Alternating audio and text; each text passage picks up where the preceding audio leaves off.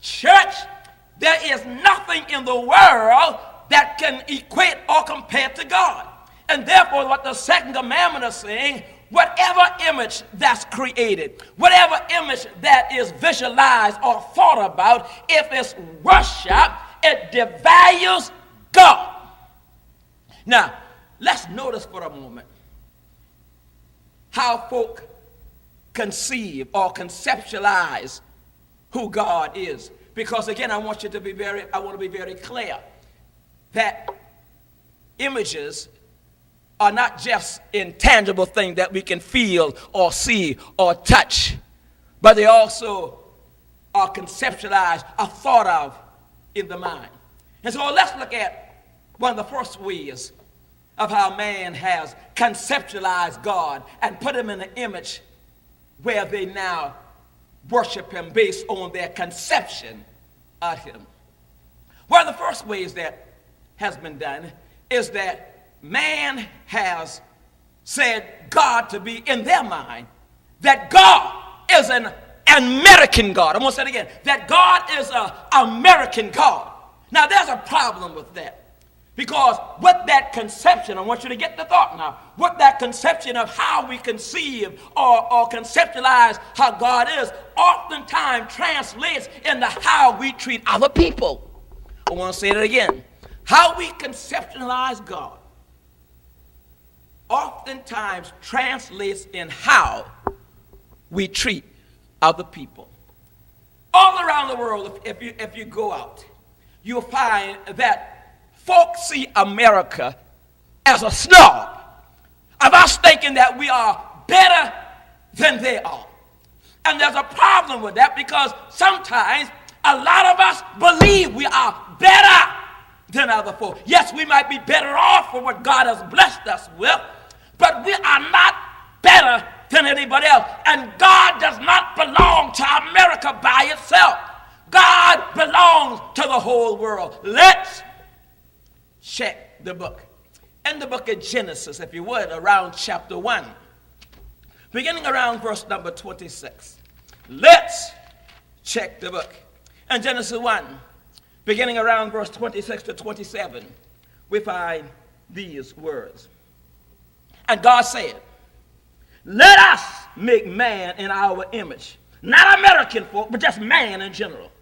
Let us make man after our likeness, and let them have dominion over the fish of the sea, and over the fowl of the air, and over the cattle, and over all the earth, and over every creeping thing that creepeth upon the earth.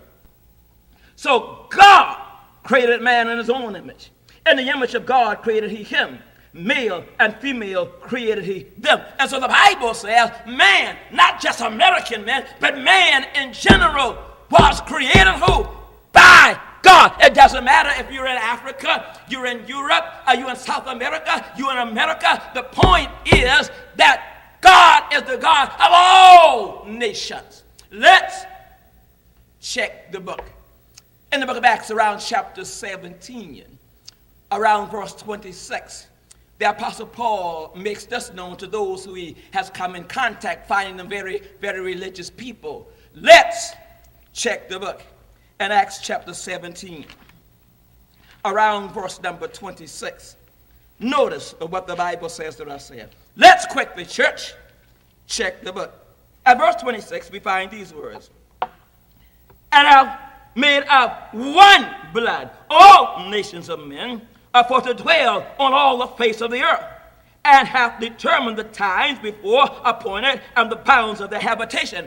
And so Paul writes, whether you're black, green, yellow, a purple, a white, red, it does not matter. All of us come from the same blood, And therefore, if you're in America or in Europe, Africa, it does not matter. We all are made from the same stuff. Let's check the book.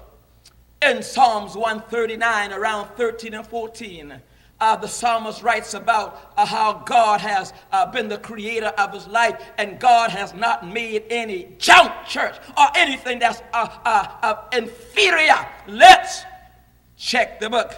In Psalms 139, around verse number 13, verse number 14, Let's check the book. In Psalms 139, around verse number 13, the psalmist says it this way.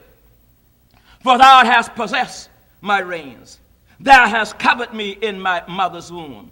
I will praise thee, for I am what? Fearfully and wonderfully made. Marvelous are thy works, and that my soul knoweth right well. And so the psalmist says, God, when God makes some stuff, he makes some wonderful stuff, some marvelous stuff. Now, let's come home. Let's talk for a moment. I said again, how we conceptualize God, how we perceive him to be, oftentimes determines how we treat one another.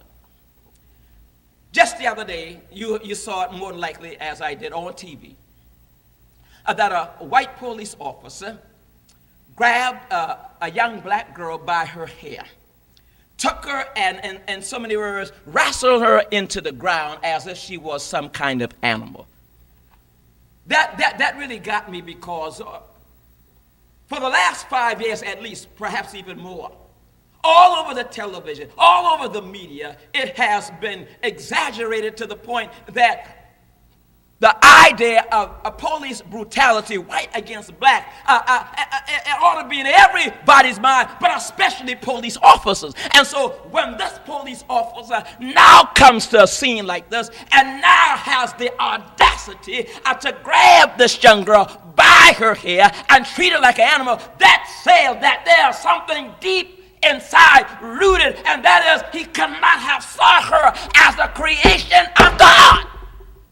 Could not have. His perception, no doubt, had to be that his God, if he served the God, was not the God of this young lady. Do you see what I see? And so our conception of God does have an effect on how we treat other people.